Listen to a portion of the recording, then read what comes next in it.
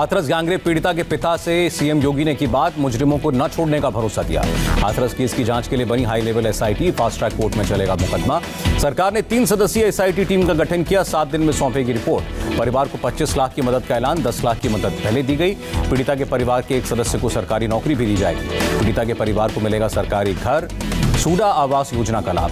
हाथरस मामले में supreme court में याचिका, केस को दिल्ली ट्रांसफर करके सीबीआई जांच कराने की मांग। यूपी के एडीजी प्रशांत कुमार का दावा, घर वालों की सहमति से हुआ पीड़िता का अंतिम संस्कार। एडीजी ने कहा, शव खराब होने की वजह से पीड़िता का अंतिम संस्कार करना पड़ा। सफदरजंग अस्पताल का बयान, भर्ती के वक्त पीड़िता की सर्विकल स्पाइन इंजरी थी। हाथरस गैंगरेप पीड़िता को इंसाफ की मांग, इंडिया गेट पर विरोध प्रदर्शन। हाथरस केस में इंसाफ के लिए कोलकाता में राजभवन के सामने कांग्रेस कार्यकर्ताओं ने प्रदर्शन किया। प्रधानमंत्री मोदी ने योगी आदित्यनाथ से बात की, हाथरस केस के दोषियों पर सख्त कार्रवाई करने को कहा। 28 साल बाद बाबरी केस में ऐतिहासिक फैसला, सभी 32 आरोपी बरी। साध्वी रितंभरा, कल्याण सिंह, चंपत राय समेत सभी आरोपी बरी किए गए। सीबीआई अदालत में जज की टिप्पणी, आरोपियों के खिलाफ सबूत नहीं। 2300 पन्नों की जजमेंट, आडवाणी और जोशी ने भीड़ को रोकने की कोशिश की थी। जज ने फैसले में कहा, कोर्ट में आरोप साबित नहीं कर पाई सीबीआई। यूपी के सीएम योगी का बयान, बदनाम करने के लिए रचा गया था षड्यंत्र। लालकृष्ण आडवाणी ने भी दी प्रतिक्रिया, कहा कोर्ट का फैसला महत्वपूर्ण। फैसले के बाद अमित शाह ने आडवाणी से की बातचीत। राजनाथ सिंह ने कहा, न्याय की जीत। बीजेपी सांसद रवि किशन और मनोज तिवारी ने कहा, देश का न्याय व्यवस्था में भरोसा बढ़ा। बीजेपी नेता मुरली मनोहर जोशी ने कहा, अदालत का फैसला ऐतिहासिक। साध्वी रितंभरा बोली, राजनीतिक विद्वेष के लिए लगाए गए थे आरोप। जय भगवान गोयल ने कहा, अगर कोर्ट फांसी की सजा भी देता तो भी तैयार थे। कोर्ट के फैसले पर ओवैसी का बयान, अदालत के लिए काला दिन। इकबाल अंसारी ने फैसले का सम्मान किया। विशेष अदालत के फैसले से कांग्रेस नाखुश, सुरजेवाला ने बताया सुप्रीम कोर्ट के निर्णय से अलग। सुरजेवाला बोले, सुप्रीम कोर्ट के निर्णय के मुताबिक बाबरी मस्जिद को गिराया जाना गैर कानूनी अपराध था। शिवसेना ने किया फैसले का स्वागत, कहा कोर्ट ने भी माना बाबरी विध्वंस कोई साजिश नहीं थी। संजय राउत ने कहा, अगर बाबरी विध्वंस न हुआ होता तो हम राम जन्मभूमि का भूमि पूजन भी न देख पाते। बीएचपी के कार्यकारी अध्यक्ष आलोक कुमार ने कहा, राजनीतिक फायदे के लिए एफआईआर में डाले गए थे नाम। फैसले पर संघ के सरकार्यवाह भैयाजी जोशी ने भी खुशी जताई।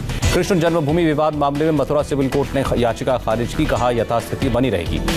याचिका खारिज होने के बाद याचिकाकर्ता ने कहा, हाईकोर्ट में अपील करेंगे। सोमनाथ मंदिर ट्रस्ट की बैठक हुई, प्रधानमंत्री मोदी, गृहमंत्री अमित शाह और लालकृष्ण आडवाणी शामिल हुए। सोमनाथ ट्रस्ट के चेयरमैन केशुभाई पटेल का कार्यकाल 1 साल के लिए बढ़ा। सुशांत के पिता के सिंह से सीएम नीतीश कुमार ने मुलाकात की, पटना में मिले। एनसीपी चीफ शरद पवार ने कहा, अलग रास्ते पर चली गई सुशांत केस की जांच। पायल घोष के मामले में अनुराग कश्यप से मुंबई पुलिस कल करेगी पूछताछ। महाराष्ट्र के गृहमंत्री अनिल देशमुख से मिलेंगी पायल घोष, 1 अक्टूबर को होगी मुलाकात। बिहार चुनाव को लेकर बीजेपी अध्यक्ष जेपी नड्डा के घर पर हुई बड़ी बैठक। बीजेपी के बिहार चुनाव प्रभारी बनाए गए देवेंद्र फडणवीस, विधानसभा चुनाव को लेकर बड़ा फैसला। बिहार चुनाव को लेकर बीजेपी की प्रदेश चुनाव समिति की कल पटना में होगी बैठक। अगले 3-4 दिनों में कैंडिडेट्स के नामों पर फैसला, बीजेपी संसदीय बोर्ड करेगा फैसला। सीट बंटवारे को लेकर एनडीए का फॉर्मूला कल तक हो सकता है तय, बातचीत जारी। सूत्रों के मुताबिक एलजेपी को 20 से ज्यादा सीटें नहीं मिलेंगी। एलजेपी को अपने हिस्से की सीटें देने के लिए तैयार नहीं है जेडीयू, सूत्रों से खबर। आरएलएसपी के महासचिव माधव आनंद का इस्तीफा, कल देर रात हुई थी तेजस्वी यादव से मुलाकात। बिहार चुनाव से पहले चुनाव आयोग ने एक्साइज कमिश्नर वी कार्तिकेय को हटाया। एमनेस्टी इंटरनेशनल को भारत छोड़ने के मामले में गृह मंत्रालय को नोटिस, राष्ट्रीय मानवाधिकार आयोग ने जारी किया नोटिस। सुप्रीम कोर्ट का सिविल सेवा परीक्षा टालने से इनकार, 4 अक्टूबर को प्री एग्जाम। सुप्रीम कोर्ट का केंद्र को निर्देश, आखिरी अटेम्प्ट वाले छात्रों को एक और मौका देने पर विचार करें। पराली की खाद को खाद में बदलने के लिए केमिकल घोल बनाएगी दिल्ली सरकार, 5 अक्टूबर से शुरू होगा काम। आर्य कॉलोनी में प्रदर्शन करने वालों से चार्ज हटाएगी उद्धव सरकार। भारत और चीन में एलएसी पर मौजूदा हालात की समीक्षा की, विदेश मंत्रालय का बयान। ब्रह्मोस के सफल परीक्षण पर रक्षा मंत्री ने की तारीफ, कहा आत्मनिर्भर भारत को मिलेगा बल। पाकिस्तान ने एलओसी पर दागे मोर्टार, सेना ने दिया करारा जवाब। लुफ्थांसा एयरलाइंस ने 20 अक्टूबर तक भारत जर्मनी की सभी उड़ानें रद्द की, डीजीसीए से चल रहा था विवाद। एमनेस्टी इंटरनेशनल के आरोपों पर राज्यवर्धन राठौड़ ने कहा, संस्था देशी हो विदेशी, कानून का पालन करना होगा। आईएनएस विराट को कबाड़ में तब्दील होने से बचाने की आखिरी उम्मीद, एक कंपनी ने विराट को खरीदने के लिए शुरू की कोशिश। विशाखापट्टनम से सीपीआई माओवादी का कार्यकर्ता गिरफ्तार। जेमिली कामेश पर हैं 100 से ज्यादा केस। अमित शाह ने अपने लोकसभा क्षेत्र गांधीनगर में बांटे मिट्टी के बर्तन बनाने वाले इलेक्ट्रिक चाक। कृषि कानून के खिलाफ अमृतसर में लगातार 7वें दिन किसान मजदूर संघर्ष समिति का प्रदर्शन। हरियाणा के अंबाला में नई अनाज मंडी के पास किसानों ने अंबाला हिसार हाईवे पर यातायात रोका। यूपी के बागपत में ईस्टर्न पेरिफेरल एक्सप्रेसवे पर दर्दनाक हादसा, टैंकर से टक्कर में कार में लगी आग, चालक की जलकर मौत। गाजियाबाद में हथियारबंद बदमाशों ने एक ज्वेलरी शॉप में लूटपाट की, लाखों का सोना चांदी लूटकर फरार हुए। नोएडा में फिर बदमाशों के साथ पुलिस की मुठभेड़, एक बदमाश को गोली लगी। गृह मंत्रालय ने रीओपनिंग के लिए जारी की गाइडलाइंस, 1 अक्टूबर से लागू होंगे नियम। 15 अक्टूबर से 50% दर्शकों के साथ खोलेंगे सिनेमा हॉल। रीओपनिंग में राज्यों और केंद्र शासित प्रदेशों को मिला अधिकार, 15 अक्टूबर से स्कूल और कोचिंग खोलने पर कर सकते हैं फैसला। कंटेनमेंट जोन के बाहर राजनीतिक, सामाजिक, धार्मिक और खेलकूद का आयोजनों में अब 100 से ज्यादा लोग हिस्सा ले सकते हैं। महाराष्ट्र सरकार ने भी जारी किए कोरोना को लेकर नए दिशा निर्देश। 5 अक्टूबर से रेस्टोरेंट और बार खोलने की छूट। 15 अक्टूबर तक कर्नाटक में बंद रहेंगे सभी स्कूल और कॉलेज। लगातार बढ़ रहे कोरोना के कारण शैक्षिक संस्थान बंद रखने का फैसला। देश में कोरोना केस 62 लाख के पार। 24 घंटे में सामने आए 80,472 नए केस। देश में कोरोना से मरने वालों की संख्या 97,000 के पार। एक दिन में 1,179 लोगों ने दम तोड़ा। देश भर में अब तक 7 करोड़ 41 लाख से ज्यादा कोरोना टेस्ट किए गए। पिछले 24 घंटे में 10 लाख से भी ज्यादा टेस्ट हुए। दिल्ली में 24 घंटे में 3,227 नए कोरोना केस, 48 लोगों की मौत।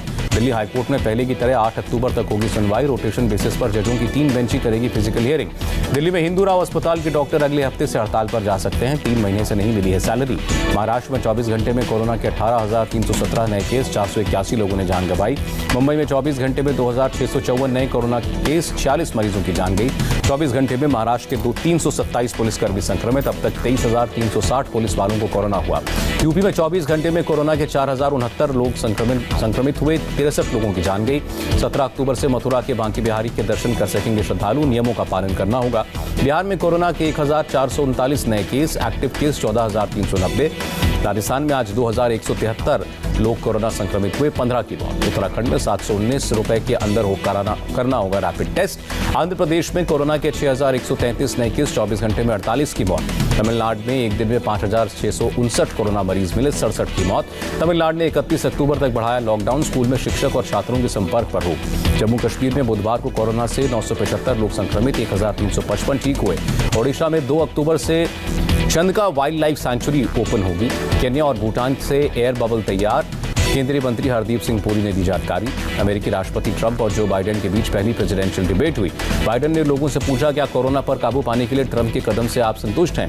वित्त वर्ष की पहली तिमाही के चालू खाते में 19.8 अरब डॉलर सरप्लस का इजाफा। 1 अप्रैल से 29 सितंबर 2020 तक करीब 34 लाख टैक्स पेयर्स को 1,18,324 करोड़ रुपए का रिफंड। डॉलर के मुकाबले रुपए में 10 पैसे की बढ़त। 1 डॉलर की कीमत 73 रुपए 76 पैसे। और मामूली बढ़त के साथ बंद हुआ बाजार। सेंसेक्स में 94 और निफ्टी में 25 अंकों की बढ़त।